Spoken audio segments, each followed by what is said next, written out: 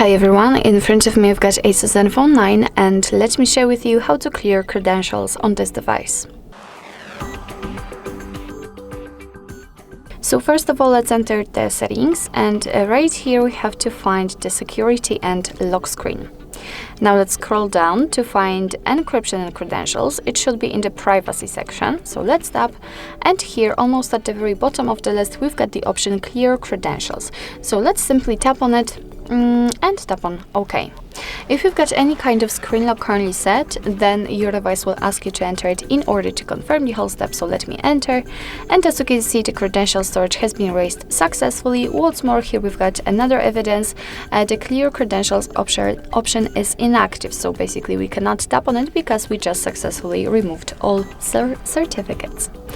So actually that's all. This is how to clear credentials in your ASUS Zenfone 9. Thank you so much for watching. I hope that this video was helpful, and if it was, please hit the subscribe button and leave the thumbs up.